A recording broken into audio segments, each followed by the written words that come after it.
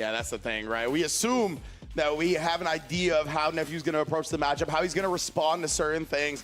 But it's the old Mike Tyson adage, right? Everybody's got a plan until they get punched in the mouth.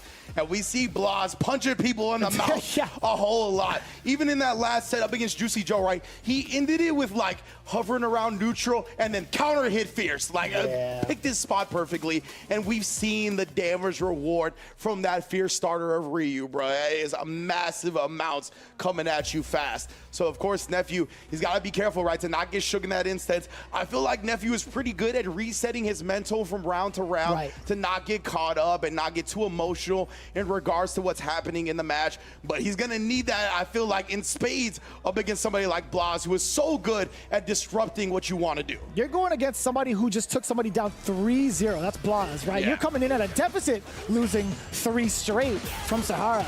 We'll see if that mentality changes up. Nephew gets the first stripe. Already perfect parry shown on the block string. Not gonna let him just bully for free. Not willing to spend the rest of that meter too off of the low forward. OD uppercut. Right back at you, says Nephew. OD Pinwheel, he wants to maintain this corner advantage, right? Keep Blas locked down. That is a big bluff for Nephew. Wait a minute. Wait a minute. I don't know if that was supposed to punish and he just did it a little bit late because he was coming from the parry, or just expected Blas to keep doing it, or it might have been an execution error. Maybe he didn't want the level 1 at all. It could be all of the above. I couldn't tell you, but right now Blas does solidify the first round for himself. Just 2 bars to his name as well. Rather aggressive start from both. Man, I'm glad that we got the win poses for this tournament. Like, it definitely, they are on point with so many of them. Martial arts poses, I'm always a fan. Yeah, I don't even know if that's like a tournament mode feature, genuinely. I feel like it has to be just because we've seen everybody let them rock fully, which is wild. There's got to be one outlier if it wasn't, right? Mm-hmm. Oh, trying to parry in response, storing up the stock, the Fuha, but again, Blas just taking his space. Even in Burnout here, did offer a whole lot of control via the Fireball and those 3 bars on deck. Oh, but still. a little scary. And Blargas still gonna recreate. Oh my god, off of the counter hit too. He just got his drive gauge off of that. And it's gonna be pure destruction. Now Shogeki into level 3, get the full animation just within range, and also causing death on arrival of that drive gauge. That was the micro walk combo too. He had 3 drive rush cancels in that. I can't believe Nephew died from that starter with that amount of health. This dude Blas is a freak.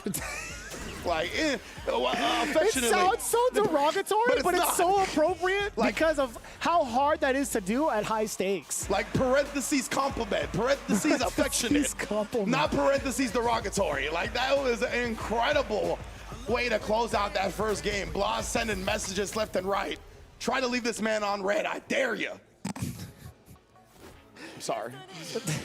Shook me to the core on that one. Left on red. How that? That sucks. Brings up bad memories. For anybody, really.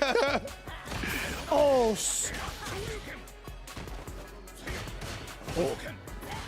I love the inherent delay off of that background house too, to catch delayed normals or a delay tech.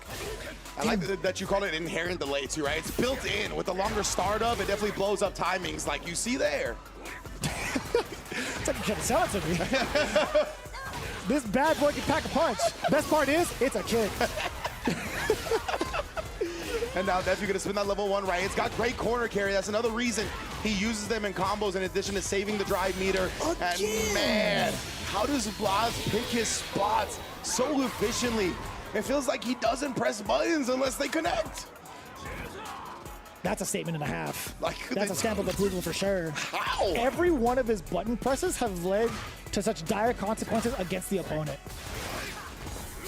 Again, already taking some damage via the stand medium kick, the fireball. You see delay, like he doesn't have a set rhythm at which he presses buttons and moves. So it's so hard to nail this down and kind of beat him in the ground. Damn, dude. Even after a blocked medium, he just keeps himself risk averse. Backdash again, right? Just to reset the opportunities. Also avoids the proximity guard, right? Allows him to get out of range that otherwise stuff he would have to block because it was freeze his character from walking back. Yeah, the threat of the roundhouse could be causing that too, the fierce or even forward fierce. Yeah. Oof. Man, just harassing. Damn, and even when he's in danger in the corner with nowhere to go, he still picks the spots with crouching medium punch. He's gotten so much mileage off of that normal. Like, I don't know how he does it. Then the Tatsu over the fireball. Corner control, baits out the DP. How? He was like, you know what? It's about time for you to do an invincible reversal. It's about time for you to learn your lesson when you try that on me. 5 games. 5-game deficit for Nephew, by the way, continuing on from winner's side. I hate to highlight that, but it is a fact. It is an absolute fact. That's true. He hasn't won a game since Sahara's match. Yeah, exactly. Sahara, he was down 2-0 and came back 3 straight, right? Add those on to Blaz's 2 straight. Oh man, Nephew is in the hole right now. Oh. Gonna get the throw, take him to the corner here, but immediate check right there, right? Jesus Christ, man. This kid is sick. Legitimately. The illest. Check him PC. Oh. Okay. Oh. I wonder if Nephew intentionally did that to try to, oh no, I was looking at the wrong drive, never mind. Okay. To maybe cause a burnout, perhaps? Yeah, but that was Nephew's side that was low on drive. Oh. So difficult to fend off against Blaz. And he does so successfully, getting the drive gauge right at the nick of time.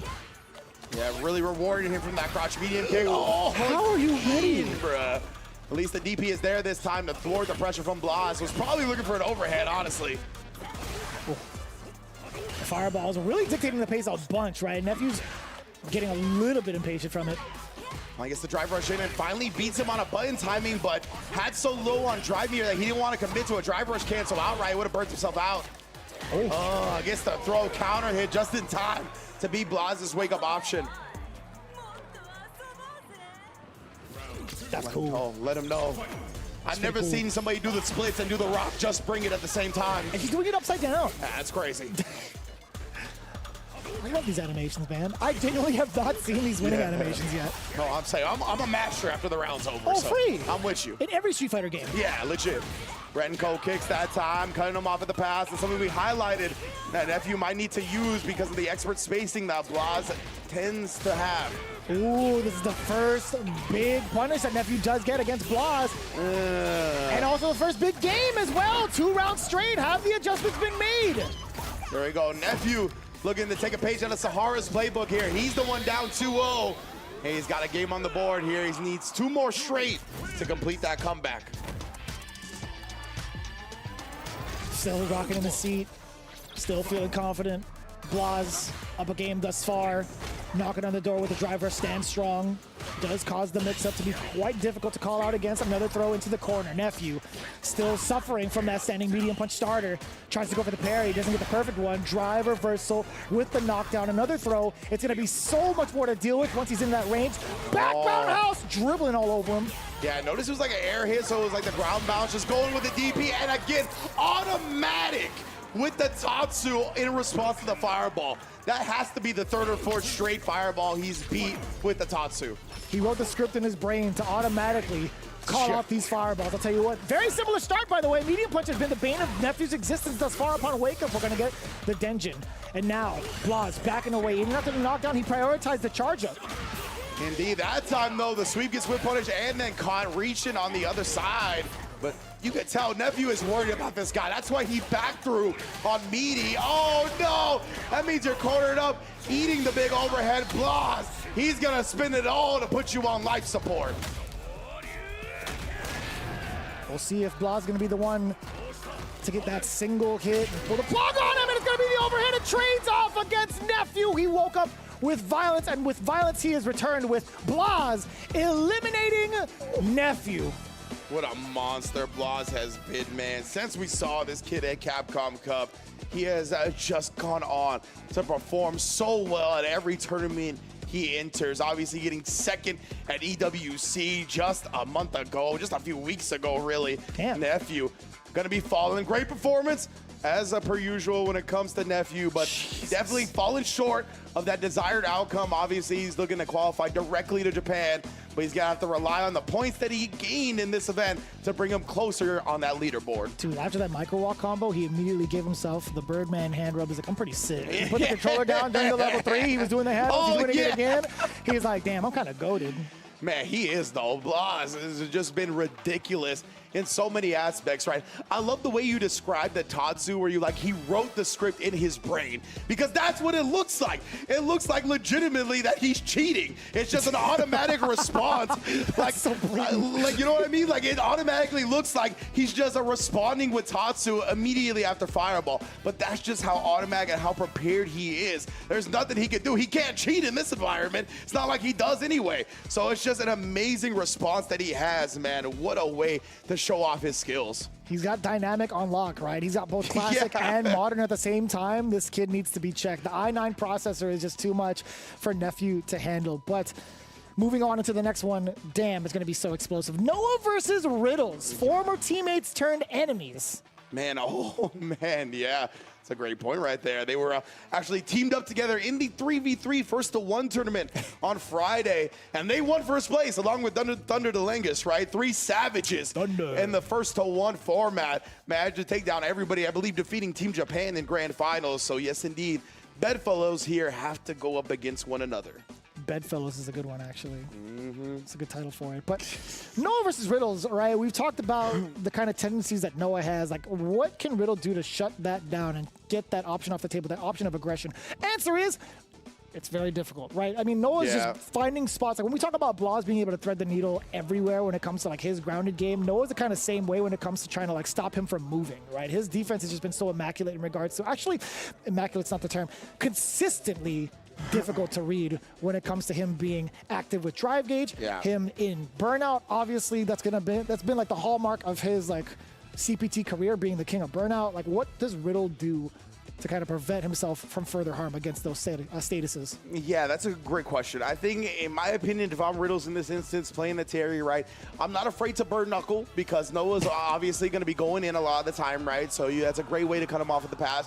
I would try to not be greedy about my hits. I wouldn't try to get look for crouch medium punch, drive rush cancel buffer. I'm not trying to look for crouch medium kick in the target combo or that. I'm honestly just trying to look for stand medium kick, right? Just try to put up a wall and frustrate Noah into maybe starting to jump, maybe starting to drive rush from a distance that you can check them at. We've seen Riddle's very talented at checking drive rushes in his previous set with that light kick. So I would try to just frustrate Noah into maybe altering his game plan a little bit on how he approaches. I think that starts opening up things like the crouch medium punch buffer, the crouch medium kick target combo confirm, stuff like that. By the way, you gotta pretty much know that you're gonna hit that crouch medium kick. I think the window to cancel into the heavy is only 13 frames, so it is not reactable. You just kind of have to go in towards it. You can cancel afterwards, right, into drive rush to make it safe, but let's get it.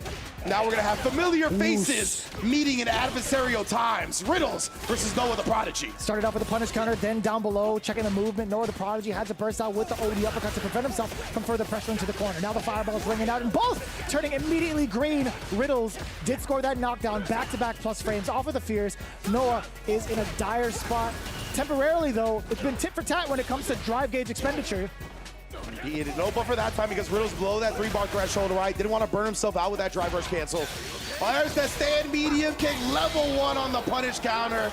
That's what I'm talking about. Plenty of time. Counter or punish counter, either way, you're still going to get that level 1. Noah the Prodigy, one of the biggest things I do want to ask is if Riddles decides to contain the neutral with both fireball and normals, like what's going to be the moment where Noah actually comes out with maybe like a flash knuckle to prevent these normals from coming out? But fireball's still going to be very potent in that question, right?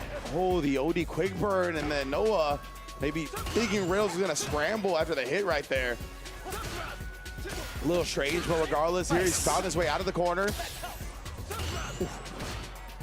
Damn, that roundhouse was far. Yeah, it is. Just the animation, it's like you know that's going to be a fat normal. Oh, he caught him. That was counter hit. Riddles tried to respond with something else. He could have done rising tackle. Yeah, I think he tried it, honestly, and just didn't get rising tackle to come out. It looked like the motion to do it with his character, the way he moved. Noah the Prodigy now in the corner. Oh, there you go. He tried to pull back on the flash knuckle. And that can dodge medium power wave, right? Because it doesn't go full screen. But of course, Noah striking back, tying up the rounds instantly. And of course, it was in burnout. Yeah, you know how he gets down. Tied up 1 round apiece. Noah the Prodigy setting up the pace with the fireball, backing away, standing like it from both the exchange. Oh yeah, man, that crouch slide kick, I always want to call it a 2B from Terry, right? Just the distance on it. It feels truly SNK. Putting himself in a burnout. You know what? Getting himself out of harm's way with the fireballs, I like it. But Riddles, once he gets his turn, best believe the crack shoe's going to be doing a lot of the talking and a lot of the chipping. Oh my goodness, bro. Literally crack shoot on the corner, but now Noah responds to the DI attempt. Oh, once again, you ain't have meter to respond this time. And I believe he did an unthrowable gap right there, covering all his bases. Twin Geyser for the kill. What a name. Twin Geyser? Yes, So sir. sick. Power Geyser, Twin Geyser, Triple Geyser. It's like one of my favorite things to do on the character, honestly. I'm sure it is for everybody. Yeah, if you have the resources to do it, it's pretty flashy. Yeah. And it does cover like certain options that your level 3 doesn't in regards to like attacking on a little bit of extra damage. Yeah, you actually get more damage in a lot of routes via the Triple Geyser than the level 3. Perfect parry, but it's going to be too deep, right? Oh, what a response from Noah so late on the DI. Damn. Right in the jeans. Legit. This denim's fake. Oh! Big jab attempt. He needed one more option to actually break the armor, but couldn't get there in time. Oh, and DI one more again, because that was a win-win, right? Even if Riddles uses the level 1, that's not a big deal for Noah. I love him just forcing the DI there. Noah looking calm, cool, collected here. He talked about ice in his veins on that broski match. It was so close, coming down to the wire. Oh. Great fortuitous stop too off of that drive gauge. Riddles now being able to go in on offense, already causing the burnout. And there's only, what, that was like 14, 13 seconds? Yeah. And Noah, you can see, right, he was confident, nice level 3 confirm as well in the corner, that Riddles wasn't going to go for a DI. He was like, I already shut it down. He took that moment of hesitation to make him block the crouch medium, and now we're outside the corner. Baited out the level 1 as well. Suppressor gets the drive meter back in the middle of it as well. Even flow. Oof. A lot of damage on that. The jump in, and it catches the long extending normal of that medium kick. Great range on that bad boy, but the recovery on it, oof. Yep, indeed, right? That's the immediate. I talked about it. That might open up. Noah starting to jump in, looking for that. That's exactly what happened there. Like you mentioned, it is quite the recovery despite the strong aspects of it. Counter hit and punish counter linking into level 1. Great range on it in general, but that is the trade-off you pay for. I hope it doesn't discourage Riddles from utilizing that normal. Going further into the set here when it comes to the grounded approach. OD uppercut, he just knows the strings. He understands when Riddles wants to let that fireball rip. Precisely, that's why he was efficient with that routing there. Oh, he actually didn't get it in time. Going to the OD, you can still actually interrupt that OD fireball after the target combo. Okay. Oh, and he punches to the roundhouse. Noah's gotten so much mileage just in the air with neutral jumps, back jumps, and roundhouses. Oh, that's huge. Level 1 for the burnout, full conversion off of the target combo. He's hounding. Yeah, that's huge, right? Noah obviously wants to make the most out of this, but he's been putting burnout as well, but it's okay. It's where he thrives. He was honed in the burnout. I love how he gives himself daps, right? I was gonna say, did he match like the chest pound that Luke just did? I wonder if he's feeling himself like that right now. I think he definitely is, especially after this first hit coming into it. Already actually this is the first time we've seen corner control from Noah. Yeah, for real. A lot of time he's been the one cornered, and it just fought so well out of it. Oh, bang. Sneaking in. Tried the overhead. He wanted to end the game right there. He would have, too, if it landed. Oh, trying to press buttons after that fierce, and now another one coming in. Mad meaty Noah. He actually tried to move out of the way. Level 3, very expensive, albeit very worth it. All tied up, round for round, pound for pound.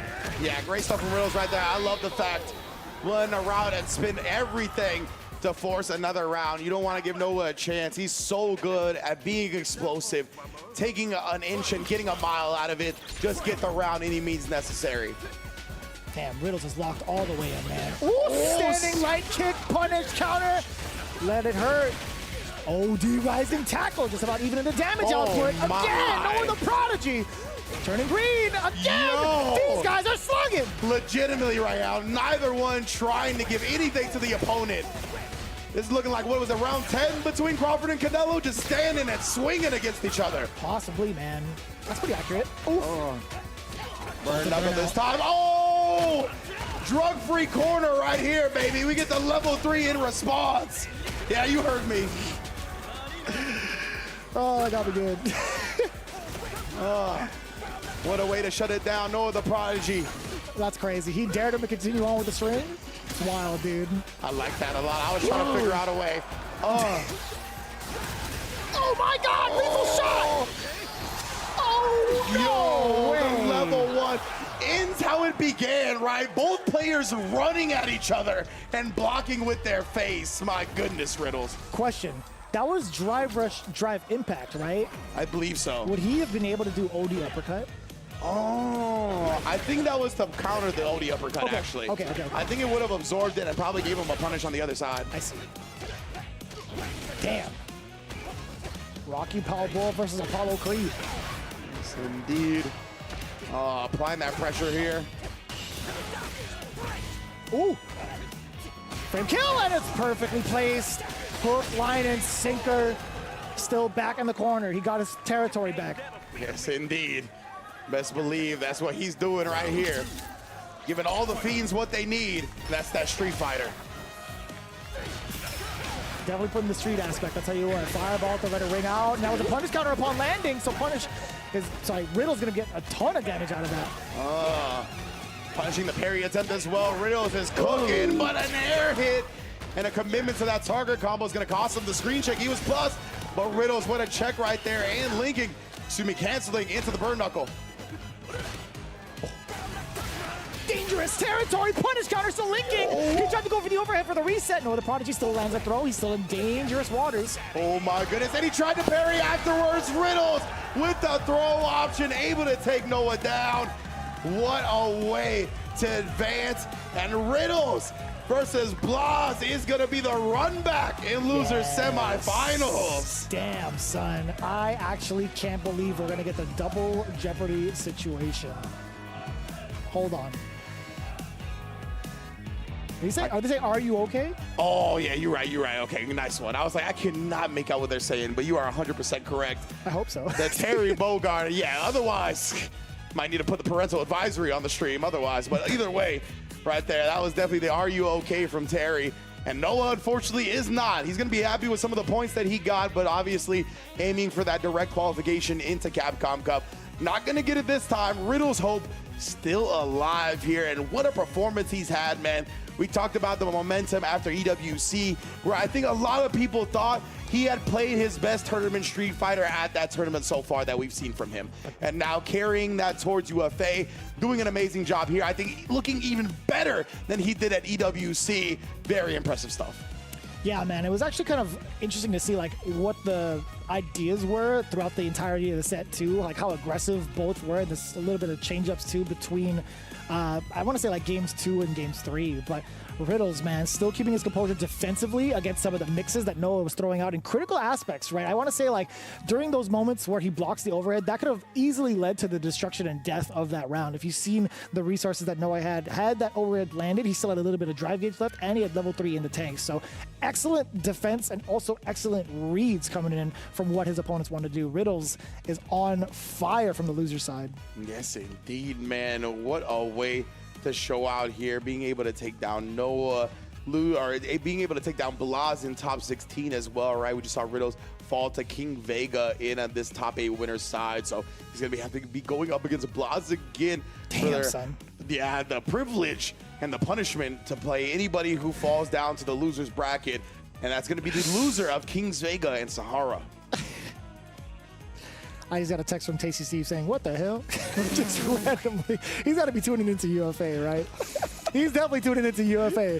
He knows we're working, but give us some context, Steve. I don't know. What are you saying what the hell to? It had to be the matchup. It had to be the matchup because he's definitely tuning in, right? Yeah, definitely. Big shout outs as always. It's just so random.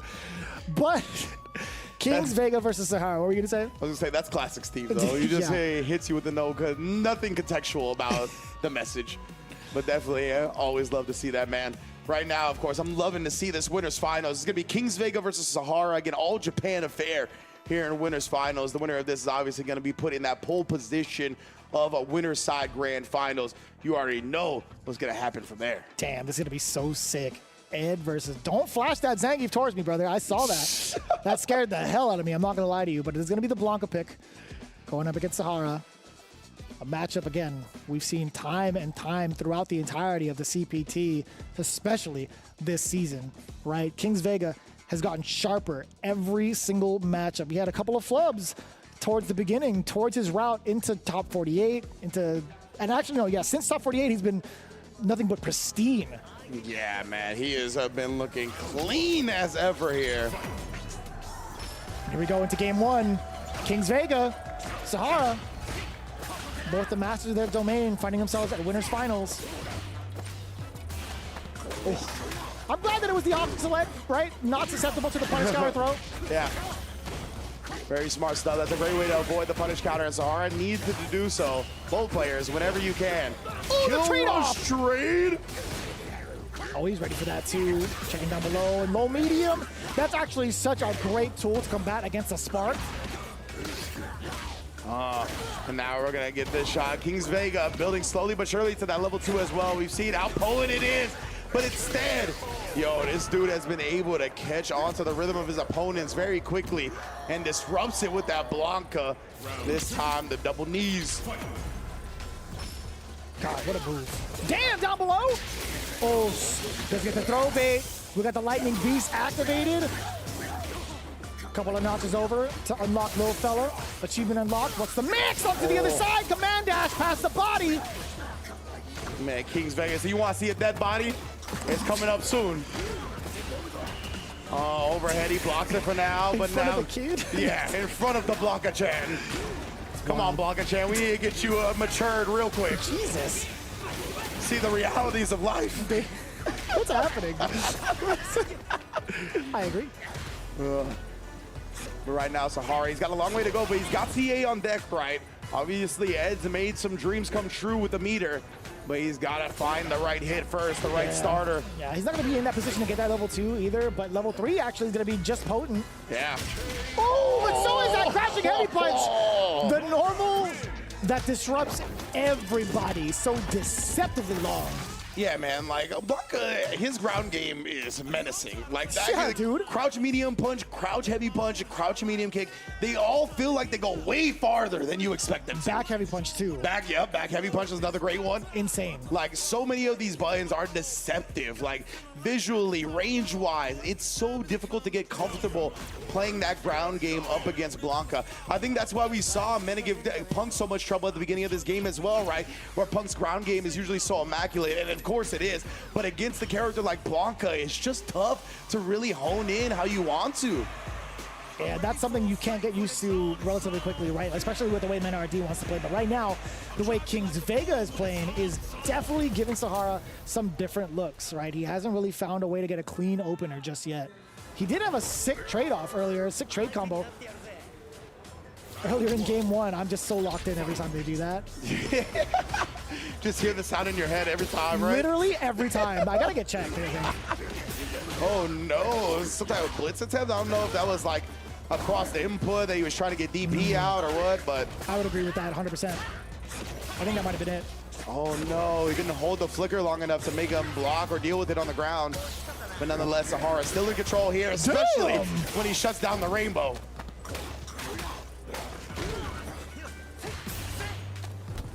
Oh, now back to the corner we go.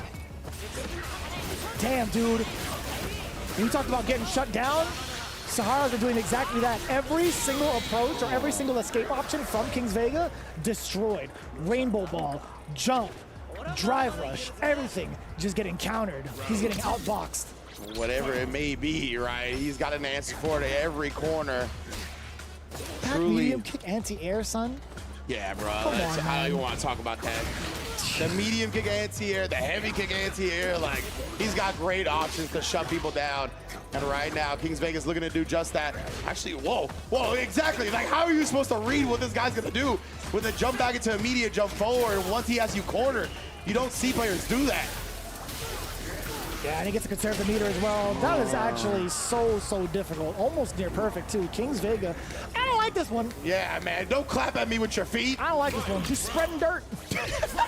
He is, dude. Now I'm just picturing the debris of the feet grind going everywhere. And there's rust. You know there's rust on this stage. Yeah. He's dragging it along under the tone. You know, don't worry about it. Sahara now on the offensive. Very close to level 3, by the way. A single hit can destroy Kings Vega's round. Oh, that's why he's willing. He's like, I'm going to OD block a ball. I think you're thirsty for that pressure. And boy, was he correct. To be able to relieve that and start his own with the Lightning Beast. Oh, what a perfect parry, but no punish, Sahara. You can't let that one escape you, bro. Kings Vega willing to put himself in burnout, trying to utilize the block and chain to mix him up to get this game victory. What? Whoa. Straight empty jump right there. Sahara not spinning to level 3, but he finds the level 2 regardless. Little bit of scrambly stuff. Yeah, that's why we're just laughing it off a little bit. Because he knows that victory should have been way before what happened there. My man was not paying attention to the life or the drive gauge. He's like, wait, I could have killed there? The super meter, nothing. I didn't have to save it? It's okay, it's okay. I love how he went from medium into level 2, like, just in case it didn't work out. Because if it's blocked, then it's going to be chip. Sorry, if they're in block, it's going to be chip either way. So at least he covered his bases that way. That's a good point. Man, yeah, the trade even this time, but does beat Kings Vega's aggression. Empty low, and that's gonna be enough dry rush to benefit him for a full kill. You already, Sahara here, trying to take the lead. Looking rather clean at the start of game number 3. I'll tell you what, man, we've talked about some of the escape options being blown up.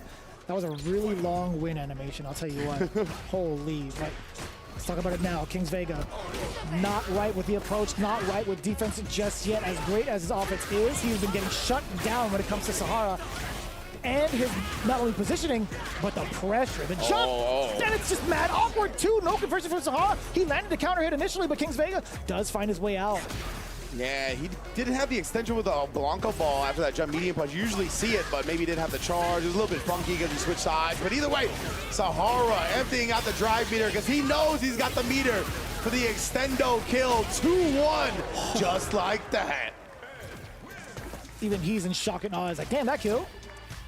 Level 2 for the extension Superman punch on the way over. Sahara's been in complete control these last couple of rounds. Back-to-back rounds in game 3, as a matter of fact. You could see some of the weaknesses really being highlighted severely against Kings Vega. He cannot find his way out once he's cornered. He hasn't taken that class in boxing just yet. A lesson will be learned eventually, whether you like it or not. Hopefully it's not one that gets him eliminated, but either way, Sahara or Kings Vega, whoever moves on, they're still going to be in the loser side no matter what happens, no matter what the outcome is, if either of them fall. Sahara forcing the issue again, especially with Kings Vega and burnout, right? He's going to feel a little bit more liberal to freestyle his pressure, try different things that would be considered a little bit more greedy if he had drive. Oh, speaking of which, the DP straight through the level 1. That DP, despite the slow starter, has massive invincibility frames. What a way to bypass the super. Damn, son. We've been highlighting a lot of the weaknesses of that DP. Let's talk about the strengths, son. That was showcased beautifully from Sahara. Double-digit invincibility, if I'm not mistaken. So right there, able to bypass the level 1, put himself on set point, and the perfect parry's already got Blanca in the corner. Damn. Containment unit, Sahara just keeping Kings Vega away. And now the punish. Level 3 is intact. Oh yeah, that's gonna be a kill outright. He did enough damage in the yellow. They're being respectful, not getting up early. But that is a kill. We don't need to ask Save Jam or James Chen. Sahara, Grand Finals. Damn, massive respect from both. James coming out of Mother Base real quick. He's like, what the hell, come on, man. It's funny because that exact moment when we talk about like whether or not like the super's gonna kill, right? That was like the moment between like you and Yipes as well. I bet you Yipes in the background, he's like, no, hold on. Y'all don't understand. Exactly right. We do not know. No, you called it correctly. I mean, there was just so much damage tacked on top of that. You saw where the life bar was positioned in comparison to the drive gauge to make that confident call. And speaking of confidence, Sahara, again, when it comes to locking down Kings Vega, he was exuding just that. Yeah, absolutely, man. The confidence from Sahara. We talked about it, right? Like, when a player of this skill is on point on the end, it is so difficult to get past this character. Even on somebody like Blanca, who's got a bunch of different looks to throw at you, right? He's got great ground normals that can be deceptive, that make you second guess when you want to do stuff, using the invincibility of the OD right there. And then the flicker, that was very smart as well, just in case Kings Vega wanted to open up with level 1 or something like that while on burnout, right? That flicker would have shut it down too.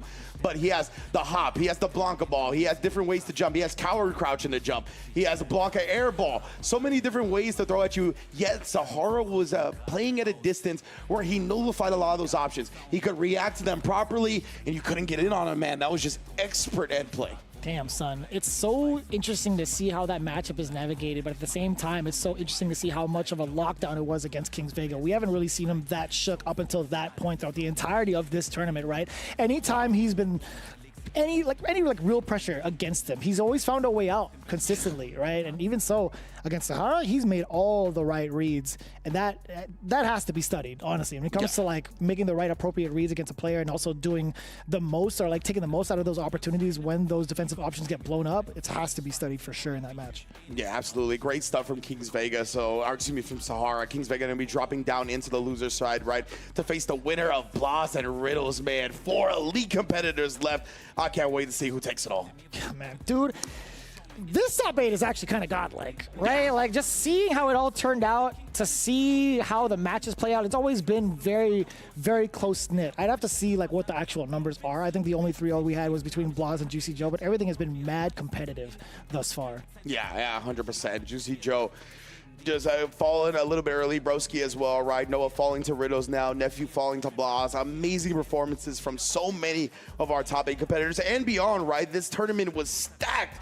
Of course, everybody vying for those points and that qualification spot. That's how it's going to be throughout the rest of the CBT, with only a few chances left in the offline side of things. Dude, Evo France. The fact that France gets 2 majors within months of each other is actually kind of godlike. Before we get into that, we talked about a little bit of the events, right? A little bit of a tidbit as to what's happening in the Capcom Pro Tour. But let's talk about the sponsors that have been throwing it down for the Capcom Pro Tour, specifically Suzuki being our 2025 season official partner. And I gotta say, man, it's been cool to see this type of like union between some of the sponsors and also some of the cool products that have come out of it. When you look at how much of the support they've been throwing down for the players, they've also thrown down some pretty unique designs, especially with the GSX-8R, tuned by Jury herself at select venues, teaming up with Abigail over at the Junkyard in World Tour mode. From city streets to racetracks, the GSX-8R delivering the triple P of power, precision, and performance. Man, that lore tidbit is actually super sick. Big ups for that. And of course, the DRZ4, another bike that you could find, both fit for the street and the off-road. So definitely check it out. You know Suzuki's got your back no matter what environment or terrain you're looking to explore and get your thrills with. Suzuki has the premier bike to qualify for that. So definitely big ups to Suzuki, holding us down for the Capcom 2025 Street Fighter 6 season. And we talked about it a little bit. Now let's talk about it in full force. October 10th through the 12th, Evo France is going to be happening real soon as one of the major stops of the Capcom Pro Tour. You guys do not want to miss it. I do believe the registration is closed. However, if you plan responsibly financially, you could find yourself there. Evo France, you cannot miss this event. Yeah, that is going to be incredible, of course. Almost as incredible as the Turtle Beach headsets. You can unlock 10% off your first order at turtlebeach.com right now with a bunch of different lines of Stealth headphones and beyond, right? Stealth wireless headsets got 80 hours of battery life for the Stealth 700. Me and Vish has also discovered you can also connect it via Bluetooth to your mobile device, right? So it goes beyond the gaming. You can take it on trips and get it for the mobile gaming aspect as well. Oh, yes, right here. Yeah, that's pretty cool. No, I was wondering if like the microphone was also detachable just to kind of like hide it. Like if you want to take this with you via travel, that's a pretty big deal. Because I've been harking on this. We've all been harking on this. 80 hours of battery life is insanely clutch. And they got a flip to mute mic, so you just put the mic up and you're muted. That's pretty hard body right there. I like that a lot. I swear, I'm going to take this home. I'm dead serious. Turtle Beach is doing a fantastic job. Again, big supporters of like the products they've thrown out year after year. And honestly, again, I don't even think I would have even gotten started with gaming if it wasn't for something like this, right? The peripheral of choice, obviously, Turtle Beach, got to pick one up. Definitely holding us down. And thank you all as well for holding us down on the viewer side of things. We're going to be right back after this quick break with more Top 8 action. You're not going to want to miss it.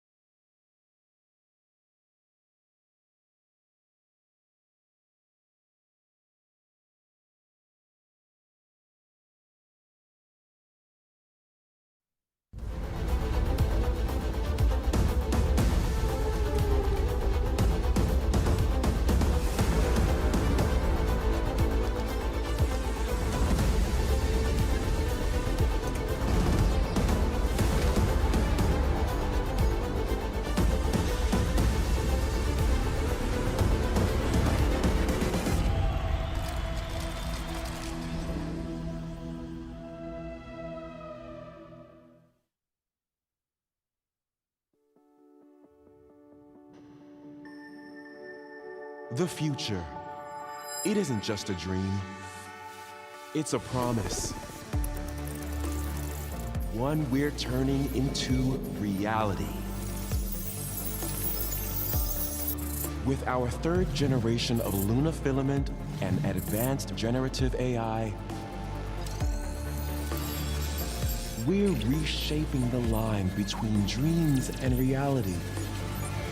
We create life for our future. Delphi Corporation.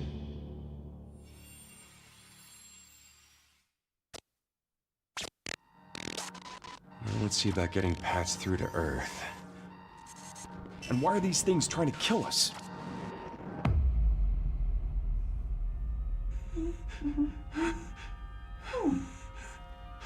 There you are. All better. You patched me up?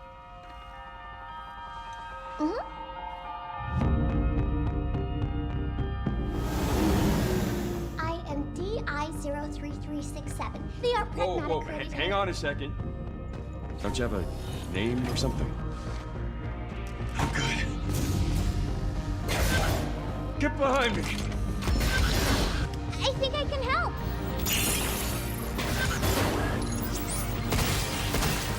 Targets identified. Neutralizing threats. Neutralize us? Looks like we're gonna have to fight our way through.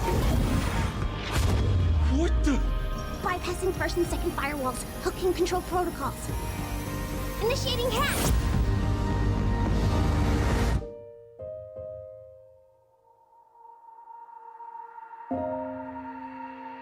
Hey, D.I. I said I am DI. Okay. Look, how about we call you Diana? Diana?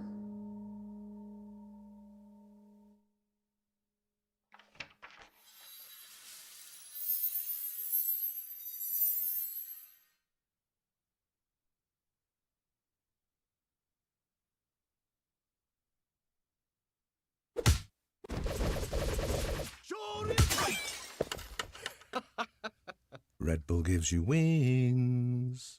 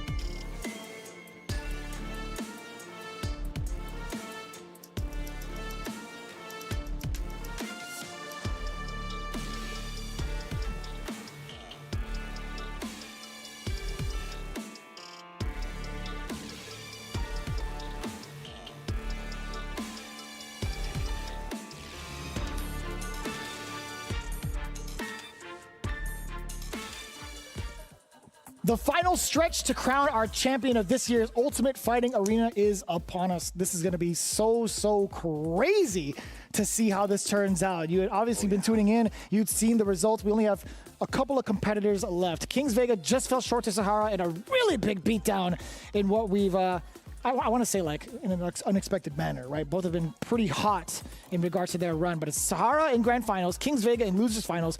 Before all that, Blas versus Riddles. Oh, man, the battle of the Americas right now. Going at it. Canada representing Riddles, North America, South America, Chile from Blas. This is going to be an amazing match to determine who gets to fight Kings Vega in that losers finals. Both of these players have been playing so well as of late, right? Blas obviously sets Capcom Cup, getting second place at EWC as well, but that first place at a major has been eluding him. That illustrious direct qualification in the Capcom Cup. To do so at this tournament, he's gonna have to come from losers, but you know he's built for stuff like that. Riddles on the other end is looking to answer that exact same call, coming off of the momentum of an amazing performance at EWC. We'll see if he can break through that plateau. I'm kind of scared, Ringe. I see my highlighted. Terry has to be the choice. I mean, you're thinking about Blas and his performance at EWC, as you just mentioned, the character he fell short to, obviously Mai. Like, I don't think that's going to be the choice, right? I mean, as comfortable as you may think you are with Mai, at least in the heat of the moment, it has to be the character you've been using throughout the entire tournament, right? And we've seen what happens when a character costs this guy 6 figures, right? He completely decimated Juicy Joe in that matchup against JP. So I would not want to play the Mai just because you got to imagine that Blas has been labbing nonstop up against that character, has definitely come up with some answers that he didn't have at EWC. So Riddles is going to go with the tried and true, the Terry Bogard, loser semis. Let's get it popping. Ken Bogart's going to be losing his mind every time he sees the hat flip coming in. I want to know what his reaction was to the reveal. But anyways, here we go. Game 1. Blas already off to a fantastic start. The throws can be a threat. Number 2 could be a third one if need be. And Riddle's done the exact same thing, right? Getting stuffed out, the frame kill into another forward throw. The backdash is successful against Blas, but at what cost, right? And toss him back right, trying to push him towards the corner as soon as possible. Oh, but Blas, you see how long the walk back was? He was waiting for something like that, whether it be drive rush or burn knuckle, put himself at perfect position to whip punish. I think it was more so on the fault of Riddles, right? Like knowing full well that Blas only needed a couple of steps further back to avoid that burn knuckle, and Blas nodding his head. He's like, you know what, I am kind of nice at the spacing thing. Yeah, you don't usually see people walk back for that extended time. Whoa, trying to represent the normal DP, interesting. Couldn't tell you what that was about, genuinely. But the perfect parries here, punish counter, appropriate to get the side switch is the Tatsu. It might have been like he knows like after dash there's only a certain amount. Maybe that was like a trade setup, but we'll hopefully find that out at a later date. Right now, though, Riddle's trying to tie up this first game. Looking forward to the video. Yeah, definitely. Looking to experiment with that. And oh, the DP. Blas was looking for the haymaker, right? The overhead plus drive rush cancel. It would have been close, honestly, for the level 3 on Riddles' health bar. I didn't realize the win animation is like, he'll take a couple of steps in proximity towards his opponent, and it really depends like how far he is to actually get the handshake. What if it's full screen? Does he continue walking? Well, that's a great point. Hopefully we're going to see something like that. You know, somebody gets clipped by a fireball like that. Yeah. Who knows? That'd be the longest win outro ever, dude. Just like, are we really doing this right now? Yeah, man. He's not down for one more, dude. Leave him alone. Right now, though, yeah, the fireball sneaking under, and of course the OD just straight up out prioritizing the regular fireball from Riddles, or excuse me, from Blas. Not too bad, a forward throw. At least it's not going to be in the corner. Riddles has a lot of estate behind him. He's got 3 bars. He still gets to maintain his threat with the fireballs that he does possess, right? Oos! And again, what an interruption. Converting with the target combo. That means efficiency. Plenty of drive meter to his name because of that. Oh, just far enough. Oh, fitting the mule again. Is that crouching medium plus punish counter against the OD quick burn. OD quick burn. It pushes you back very far, but still, since it's -5, gets the light kick punish. And man, made the most of it with the level 3. I love that. Not only attacking the health, but attacking the drive, and then beating Riddles to the button to take the first game. Damn, son. Just at the edge of that low medium kick, too. It could have gone either way if Riddles was just out of range for a crouching medium punch, but Blas always finding a way to land these impactful normals. I'm loving this so far. 1-0 in favor of Blas. Yeah, it feels like Blas rarely whiffs, you know what I mean? Like, so many instances, we do see a whiff there, where he'll just actually, like, down back in his opponent's face, waiting for them to get into that proper zone where he can press a button. Yeah, that's more of like a vibe check in regards to why that crouching medium punch was thrown out there really quick to kind of get these counter pokes in. But now Riddles, he was on the cusp of taking out Blas.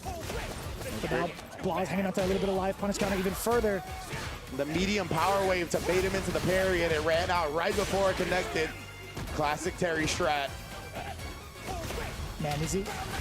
Okay, we got the burn knuckle. OD power wave, eliminating whatever reversal thread. That was checkmate regardless.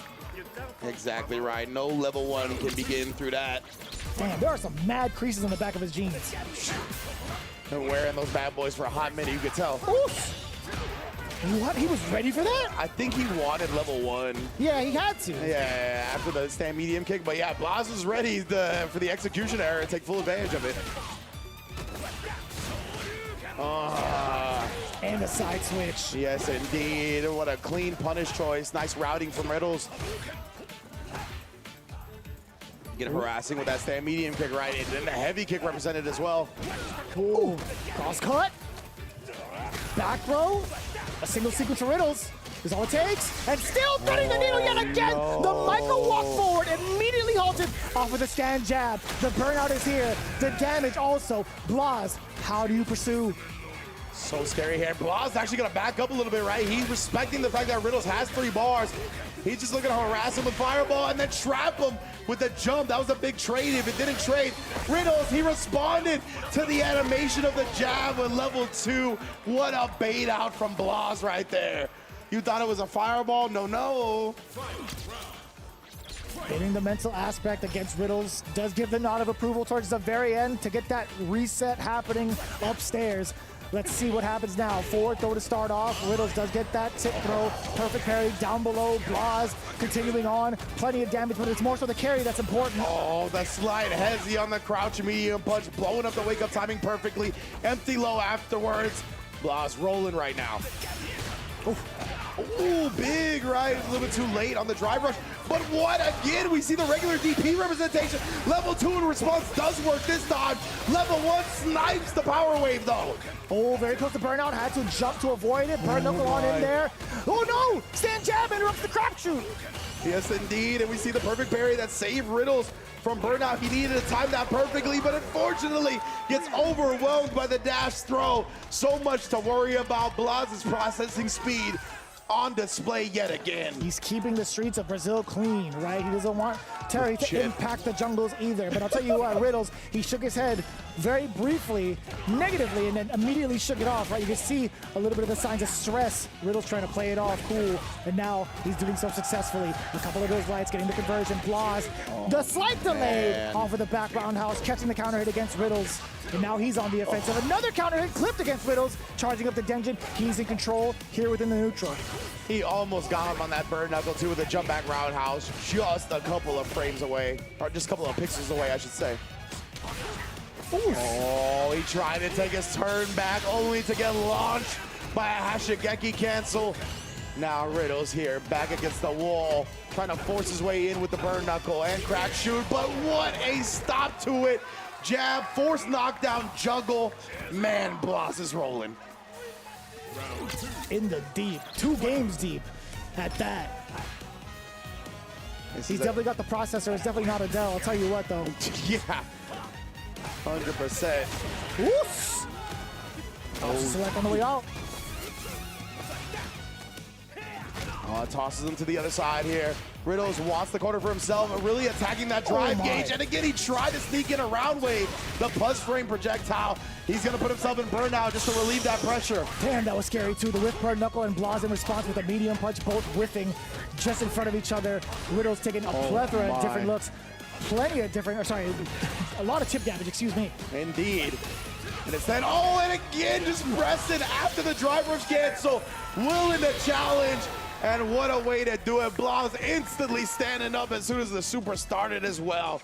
Knew he handled business. And man, what a way to send out the last North American participant home. 3-0 again. 3-0 again against someone like Riddles. It is tough. It is so tough to read this young man. Did he 3-0 Nephew as well?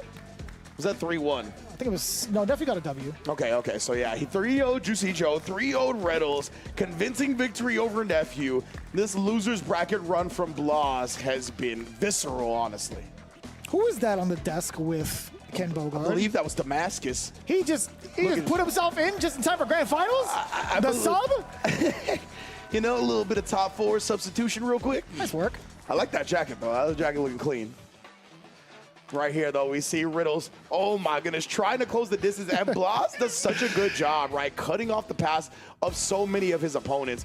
Really just stuffing anybody coming close, making sure that he stopped anybody that tried to press buttons. We saw it with Riddles, we saw it with Juicy Joe, we saw it with Nephew. He is just never going to get out-neutraled, honestly. And that's really been like the highlight of the entirety of every single match that Blas has been playing, right?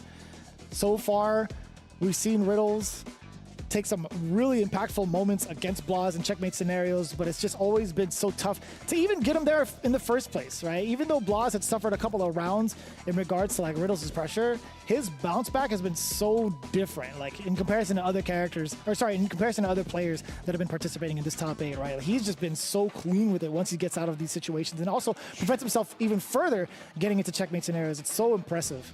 Yeah, absolutely. I mean, remember, that was the run back. Blazo got put into losers in the first place by Riddles. So you can just see how lethal his adjustments are, right? How much he can change his game plan from set to set. Blaz versus Riddles in winner side, very intense. Riddles was able to take it. In losers, it was just a Blaz 3-0 beatdown. Like, that's the testament to what you're talking about and the way he's been able to bounce back and adjust his game plan once he sees something not working. So incredible stuff from him. And now he's going to get a chance at Kings Vega on the Blanca to face Sahara in grand finals. Man, yeah, the crowd showing love to Kings Vega, right, with the Blanca. Has been very entertaining so far. Gotta show love to Blas, though, as well. Oh, I thought they were about to chant his name as well. I was hoping for it because you're about to experience like some pretty high-end Street Fighter, right? I mean, it's been that way from top 8, but it's been exponentially growing in terms of the talent pool here with Kings Vega now against Blanca. Sorry, Kings Vega's Blanca going up against Blas's Ryu. Yes, indeed. Blas, Blanca, you know, we got the first 3 letters the same. It's easy tongue twister action right there. Blanca, ooh. Would not want him to play. I'm so sorry. Would not want him to play Blanca. I'll tell you what, I'd be terrified. I hope not. I'd be hiding under my bed. I'd be like, nope, that's a monster out there. I'm not looking to interact with that. Dude, Monsters University got to pick him up if he does. Shh, I'll tell you what. Here we go. Losers finals. Kings Vega versus Blas. Let's get into it right now. Game number 1. Indeed here. Man, we settle it in. You can feel the tense atmosphere between these two. Again, winner qualifies directly to the Ryu Goku Kokugi-Con. I'll never say that correctly. It's all right. That's what they got me. Yeah, man. They're just like, this guy knows how to pronounce it. I like that. Oh, damn! The damage on the drive gauge is so worth it. I can't believe he's in burnout. I understand that he drive reversal to get there, but like, he deleted so much of his drive meter. Oh, still in time to check the recovery of that command dash past the body. Blas in full control, gets some drive rush on in, and still in that capacity to launch these throws multiple times over. That crouching medium punches to counter it, nothing of it. Forcing the air against Kings Vega to jump. Air ball this time. Shut the gym doors, the wind is drafty. Oh, like the way this is affecting my shots. Right now, though, Blas, I'm a little surprised he didn't send it on that driver rush or on that medium punch that we saw in the corner. He had so much drive meter. Would have been the end of the round, too, but he's been playing this nice and patiently. Oh, yeah, a little drive rush, back hop action, trying to bait Blas into a DP. Trying to force a glitch in the system. Damn, crouching heavy punch. Got the firewall. Time is winding down, though. We're sub 20 seconds now. Word! And he caught him! This is huge for Kings Vega into the Lightning Beast. Think he might be able to just kill outright. Oh, yes, indeed. One of the last Lightning Beast extensions available does the job he needs it to do. I was hoping he would go all the way to the top of the stage. Right? Yeah, I love when they do that. Take him up to the rafters. Oof. Ooh, a little sweep knocked out. Okay, we got setups with the hop afterwards. I like that. Oh, I'm gonna like this even more. The damage output coming on in. Kings Vega. Rainbow ball up. Sets a little fella. Oh my God! Wow. Blas, I like that. I'm the same way. You block my ODDP, how about a CA after? You will not trade me, no conditioning, but look at that. He committed to the Hashigeki. What a call out from Kings Vega, knowing he's been trying to attack his drive meter. Man, that was so smart. That round was everything to shake up Blas, but you can't even see it. No. It's not even going to be shown. I don't even know if it actually has done any sort of significant damage. The Blanca ball to start off, highly punishable at that too. Was it the heavy? I think so. Now able to throw in time for the parry to get the punish. Apply this pressure. Look at that. That drive gauge gets shaved off again just from that sequence as well. The back heavy kick into the fears. Oh, goodbye to your drive. Burnt out. DI immediately because if he level ones, that's a win for Blas. You still got a whole lot of burnout to go through. I just drained your meter for the next round. Damn. Yeah, good stuff from Kings Vega, honestly. Not even trying to level one in that instance. Sometimes you just got to hold the L. Absolutely wild in terms of like how fast the drive gauge has been draining against Kings Vega, both defensively and offensively, right? Defensively, he's been using a lot of the drive reversals and sometimes OD up ball, but still Blas is the one that puts him in these positions. And now looking to do so again. We get the donkey, we get the charge up on Denjin. It looked like he tried to hop through him. And I think he interrupted the hop. That's why you saw like that weird animation for a second. The fact that he was ready for that is what surprises me the most. Yeah, legit. Like, I always get got by the hop. So, again, Blas, so automatic with his processing speed. Oh, it does get caught low that time, though, right? Instead of Kings Vega going to the overhead layer 2 with it. Speaking of layer 2, he tried to blow up the wake-up throw attempt. Instead, still finds the hit regardless. Level 1 to tie up game number 2. That is a wild sequence. No pun intended towards Blanca's beastly nature. But I'm really enjoying this pressure. Blas has been caught off guard a couple of times over under this pressure. Oh. Try to take advantage, and running into the crouch medium kick. Wake up with a DP. He's been frisky about waking up with stuff. And again, he knows when Blas wants to bully his drive gauge away, but a premature drop combo, it looked like. Yeah. Unfortunate. I really love the DI up against these Hashigeki burnout sequences, though. Yeah, missed an opportunity to go into the target combo, right? Yeah, that's what it was. Oh, jump back. Oh, a little bit of a fadeaway. Fakes him out with the jab. Trying to base something out when he saw no cinematic, just right into the DI. Say goodbye to game 2, Kings Vega. Tied upset.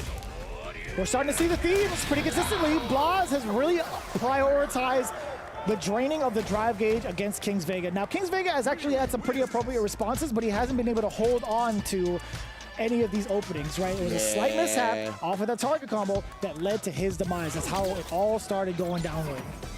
Yeah, it's a real smart idea, right? So when you know you're about to get burnt out and the player's really going to commit to something, DI, get that big reward, but you got to really make sure you follow it up properly because you got a whole lot of burnouts to go through, and you cannot afford to be defensive that whole time. Blas will get to you eventually.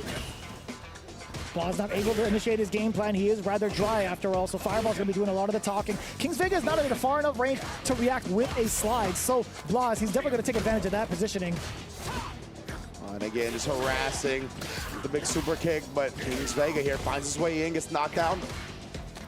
Oh, man. Blas just trying to throw after the minus frames, right? A very popular strat. Oh my goodness, I thought he was buffering something that he was going to react to with the solar plexus, but keeps it holstered for now, and the back medium kick. Get off of me. And Blas, of course, below the 2-bar threshold, right? So he didn't want to use the OD DP, it would have burnt him out. That's why we see the level 1 on Wake Up. Yeah, even on defense earlier, right? He was opting to go for movement or a button press, but Kings Vega going to be able to close out this round so long as he doesn't drop. I lied to you, excuse me, it wasn't going to be enough damage, but that was going to be tricky regardless, right? Blas trying to go for the parry, the jab ball, catching it with the punish counter. Deep breaths from Kings Vega. Cool, calm, collected, honestly. Yeah, I thought that whip push was going to come in hot and heavy presenting. Oh, too far? Damn! Back, yeah, that crouch heavy, it's great, but it also is extremely whip punishable. Oh, it opened up as well. OD up ball. Shogeki, plenty of drive gauge built back for Kings Vega. And Blas just about even, temporarily at least. The way Kings Vega has like played around Hashigeki has been extremely impressive, right? I feel like one of the most complained about moves in the game. And he's been shutting them down left, right, and center. This time with the fireball block string as well, draining the drive with another DI. Really prioritizing keeping Blas low, but that time he flew too close to the sun. Blas punishing him out right into the fireball. So effective with his kills, his meter management, and just overall game sense and awareness. That was sick. To go for that specific route to set yourself up for chip full screen, so you don't have to spend level 3, or at least to add in like a super. Brilliant stuff, man. Yeah, that was efficiency personified by Blas right there. we shouldn't be surprised anymore. He's actually a computer. Legitimately, like the way he kind of optimizes certain things, though, is extremely impressive and unique to him and probably players that play alongside him. Activation. There is a parry from the set of Blaz. Really gonna let go of his turn. I actually love that from Kings Vega. The burnout is here. So is Lil Fella. We get the throw. Do it again if need be. And again, oh, the level 3, he baits it out. And again, this all started with him interrupting the Hashigeki. Kings Vega has done such a good job playing around that option and is now up 2-1 because of it. It's the first time we've seen Blaz at a pretty big deficit thus far here, at least, well, within top 8, right? Let me be specific. He did fall short. That's why he's in losers in the first place, right? But yeah, since we've been exposed to him in that loser side of top 8, right, he has been dominant in every set that he's shown up to, including against the person that put him in losers in the first place. Took it right from me brain, Ringe. Indeed. Oh, and then the hezzy right there on the jab. Ooh. Like that. Start repping that option, but the roll, excuse me, the hop through, punished yet again. Yeah, man, he understands Kings Vega's trying to prioritize some of the positioning too, right? There's certain things that he's really looking out for, and Blaz being able to check on the anti-air. Oh, the up ball, didn't see that coming. Not whatsoever. Trying to sneak in, closer and closer. Oh. Oh, finally get the hop off right here. Blaz tries to wake up with a jab, quick whiff punish from Kings Vega, puts him at grand finals point. Damn, he's still popping off? Yeah, that was off the hit too, so that's actually rather sneaky to go for that reset. Yeah. Normal into hop, and it was a counter hit. Plenty of extra frames to recover and get a frame trap. Damn, son! Oh, he's getting demolished with the drive gauge. And the lightning beast is gonna burn him out as well. Oh, there it is. Yeah, second extension. It took a minute, but we are there. And now immediate DI as well. Blaz, no response necessary. Oh no, Kings Vega builds to that level 1, but he can't combo off of it from there. Uh-oh. Not like this, right? A single hit for Kings Vega to secure a spot. He walks up. Oh, and Blaz, he wanted that haymaker. He couldn't find it. Kings Vega with the perfect to send him home and get his run back against Sahara in grand finals. The immediate pop off towards the crowd. Subtle, but well deserving, right? That's got to be the biggest sigh of relief getting back into the grand final spot. Like when you get sent into losers and you realize you have to play against someone like Blaz, you're like, uh-oh. Yeah. I'm actually kind of terrified. But it was pretty short-lived, right? He understood the mission. He knew exactly what Blaz was going for and played around it so well. He was so well prepared for that exact routing or that exact objective that Blaz was going for around the drive gauge. Very, very impressive. Right on. Yeah, super clean stuff from Kings Vega, right? Like the ability to identify what your opponent is looking for obviously is a huge key to victory. And I felt like Kings Vega was really honing in on that from the beginning. That's what I talked about, where he was exploiting these Hashigeki block strings when he was very low on drive, knowing that Blaz was going to attempt to burn him out, using the DI to counter that, even going into burnout regardless. It's still rewarded in so many victories for Kings Vega. Dude, and there were such powerful counter plays, right? It's one thing to understand what your opponent is doing and try to find a counter, but also being able to execute it under this type of light is so impressive to see. Kings Vega has really grown from the way he's been playing from a few months ago that we've seen him in NA events, but man, this is, with this type of momentum, he might give a different type of look against Sahara. I'm telling you, after Evo Vegas, he had to have gotten the call from Kakadu. And it was like, yo, brother, we need a strong Blanca player in Japan. And Kings Vega has answered that call heavily, right? Look at this. Now, guaranteed a top 2 finish at UFA, really showing out and making sure his region is prepared for the character. Remember, Mena not only beat Kakadu at Evo Vegas, but Mena RD is the back-to-back reigning Evo Japan champion. He goes into their country and takes the title for himself.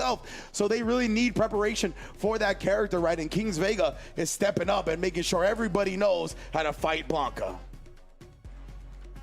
I love that for that region, honestly. Yeah, that's super sick. That's what you're supposed to do. Yeah, you do have other representatives, right? Like Aqua's been doing a great job of trying to like download and dissect the way Mena's been playing, but I will pause that point as we get ourselves ready for the grand finals. The RZA chat. I love it. Merci beaucoup Samad, merci beaucoup Ken, vous avez été magnifiques les gars. On est sur la grande finale. Les dieux du jeu de combat ont décidé de qui allaient être les potentiels champions cette année pour l'Ultimate Fighting Arena 2025. Donc, mesdames et messieurs, sans plus attendre, on va accueillir le premier joueur japonais qui a réussi à nettoyer correctement le bracket et à se retrouver ici pour jouer une place. Et cette victoire sur un CPT premier event à Paris, en France, devant vous tous. Donc tous ensemble, mesdames et messieurs, s'il vous plaît, donnez un applaudissement pour Sarah! Big Sahara repping that good 8 squad here and looking immaculate, honestly. I think it's very tough to defeat Ed when a player of a caliber like Sahara is super on point and he's been locked in all day. We saw a little bit of scrambly stuff in that winners finals for a round or two, but afterwards cleaned it up extremely quickly. And yeah, he has been expertly using this character. And he is eating up the crowd, right? He is making sure to give that energy right back. Très bien installé, les gars. On va accueillir le deuxième joueur qui lui aussi nous vient tout droit du Japon. En plus, il est venu avec une magnifique tenue aujourd'hui. Je l'aurais bien vu dans le Fashion Week hier. Hein, on embrasse Oed et la prochaine fois, on les fera aussi participer. Allez, les frères, un peu d'ambiance pour le deuxième joueur participant à cette grande finale, Kings Vega! I think RZA said that Kings Vega, I don't know if he did participate in the FGC Fashion Week that they put out at UFA. I don't know if you saw that video. I did. Okay, so yeah, Wade and a couple of the other UFA Paris participants put on a little bit of a fashion week. I don't know if he said he participated in it or he should participate in it, but definitely Kings Vega, one of the most stylish players I've seen grace the stage. C'est l'heure de la grande finale. Damascus Ken, est-ce que vous êtes chauds, les frères? You took French in high school, didn't you? No, but I did go with the French class to Paris in high school, funny enough. Like, my 2 best friends took French, I didn't, and they kind of got me on the trip, so big ups. So big ups. That's kind of godlike. Big ups to Lauren and Josh. I still talk to them to this day. Well, let's go Lauren and Josh. Yes, indeed, bruh. That's a sick trip. It was really affordable, too, for the time. Like, that's kind of why I couldn't pass it up. So, yeah, that was my first experience outside of North America. Shout out to Paris, bro. Yeah, it's got to be a trip for a lot of people to make that pilgrimage, especially if you're a competitor, right? But even so, if you're just a fan of like fighting games, right? Like UFA has been throwing it down for a bunch of different games. Obviously, Street Fighter 6 being the main headliner right now is such an important part towards everybody's journey in regards to being a competitor. But eventually, I got to find myself over at UFA. But I'll hold it down here for now. Yeah, it is definitely a super dope tournament with the vibes are immaculate. I got to go out there last year. Definitely couldn't recommend it more if you're in the area or if you're looking to visit Paris. But right now, ooh. Oh, I thought they were going to have another one to go. I was giving them space. I was giving the crowd space to perhaps continue the chant. But right now, we're giving our players space. They're getting the walkout going. Grand Finals is imminent, brother. Sahara versus Kings Vega. All Japan affair. 2 players that have been on the rise for the region as well. Here, one of them is qualifying directly to the Ryukoku Goku Geekon for Capcom Cup 12. Let's find out who it's going to be. I mean, with the amount of points you get, too, that's actually kind of sick, too. The Electric Fist. Pretty godlike. Man, oh man, UFA bringing it when it comes to the production side of things, of course. We talked about Ken Bogart and Damascus on the French call as well, holding it down as they always do. I think Damascus got flown in from like a Rocket League event. I know he was there holding it down. I think made it for the last day of UFA. So definitely cool to see him show up. Make sure that he gets his time on the spotlight. More often than not, he does find himself in the grand final spot. Oh, yeah. And, of course, Sahara and Kings Vega, 2 players that don't find themselves often in that grand final spot for the singles tournament, right? They've been steady on the rise, but they've been right outside those big first and second place results. So it's super sick to see them both in this position. I hope it really catapults them forward, tries to break through some plateaus, and maybe they will find themselves in these grand finals more and more going forward. You have to imagine with the talent they continue to display in Japan and internationally here, that's not going to be too far-fetched to see in the future. And you're talking about the champion being skyrocketed into the big dance of Capcom Cup 12, man. The amount of points you do get as second place is also pretty substantial, as we still get a couple of those players from the leaderboards to move on into Capcom Cup 12, if I'm not mistaken, right? Having the point system, that's the whole point of it all. And this is a very, very significant amount of points, to be quite honest. Game number 1 of Grand Finals, here we go. Sahara getting the first hit of exposure down below against Kings Vega.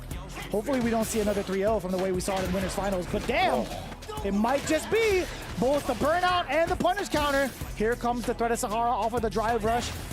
Arms down for Blanca, he's exhausted. Yeah, it looks like Kings Vega, he tried a lot of aggressive gambits in this round, trying to overwhelm Sahara a little bit, but again, the jump in this time, perfect parry. It's not catching Sahara off guard at all. He is definitely weathering this tempo and then meeting him with the same type of pace. What a neutral jump bait, man. You could tell Kings Vega, he's antsy to get a lead. He's antsy to get some W's on the board and try to put Sahara on the back foot. I thought you were gonna say weathering the storm, because it makes sense, man. Typhoon season in Japan, they've definitely been born in that.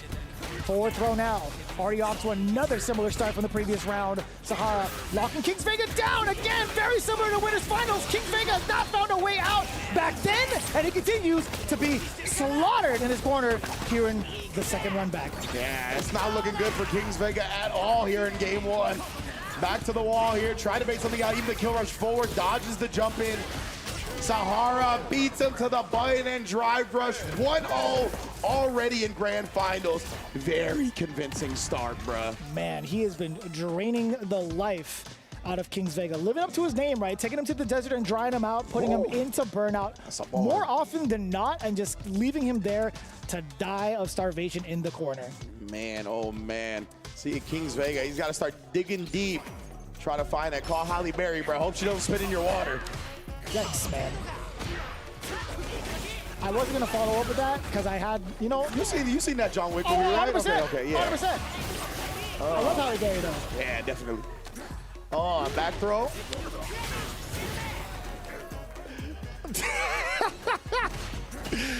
Oh, man. And then the throw in the corner as well. Kings Vega finally starting to establish the throws, got them successfully, but Sahara, he's done a great job not eating big damage, right? Really making sure to kind of keep it compact. The risk-reward management has been super on point. Damn, son.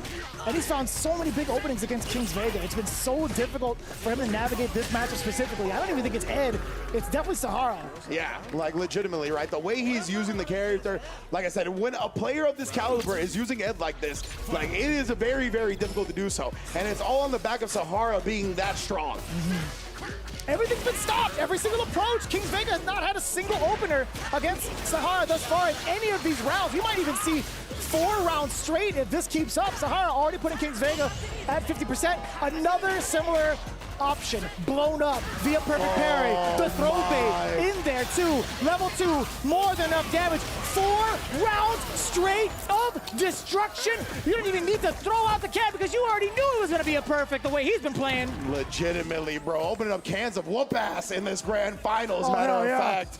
Sahara up 2-0 on Kings Vega. And now is the time, right? He's actually, are we going to bust out the namesake? The Bison, aka Vega in Japan? We can't. Oh my. We cannot. Ooh. It is too high a risk. Man, way too high risk. Even if you get a single W, you have to call back so many games for the reset. Yeah, man. Asking to do 3 straight, yeah, on the Bison, I was going to say, is a tall order when you're a full-time Blanca player, bruh. And I think he's come to his senses a little bit. Gonna bring it back to the character that brought him to this dance in the first place. For 3 games, it's gonna be tough either way, but I think he does have a better chance sticking to the Blanca. Gonna get into it here. Sahara, 1 game away from qualifying into Capcom Cup 12. Kings Vega just needs a single round to start. He has not found that opening at all just yet. He does so now, first strike. Man, you could tell Sahara is not biting on any of those shenanigans. Finally finds a whiff punish, but even with that, Kings Vega is so low on drive meter now. Nice, that heavy kick grants such a reward when anti-airing the neutral jumps. A huge difference in momentum and demeanor coming in from Kings Vega, although rather dry. That airball still hit, damn, the connection as well. He knows when he gets that extra juggle point, and he tags on that sweep, never letting any damage pass him by. Sahara forcing the issue now with a drive rush cancel. Back throw, actually just trying to play as safe as possible. Oh, and the dash does get cleared. Sahara now on the prowl. Presenting, I don't like what I see. Bring him close and baits out the OD. Sahara set point, tournament point, Capcom Cup qualifier point. all of the above. Sahara is looking to make a huge statement. Is he going to secure 6 games straight? We'll find out momentarily. There we are. We're back into it. Plus frames on that. Flicker held down. Kings Vega already under pressure, close to the corner, trying to find these counterpokes from further out, right? Crouching medium punch, but still gets clipped. Oh, man. Sahara just going to attack him with a level 1, really make him pay. Try to extend that damage. Oh, caught up parrying when he landed from the jump. It looks like he cannot be stopped. Sahara, he will qualify directly to the Ryu Goku Koko Geekon for Capcom Cup 12. Builds the bar, puts him away. What a performance.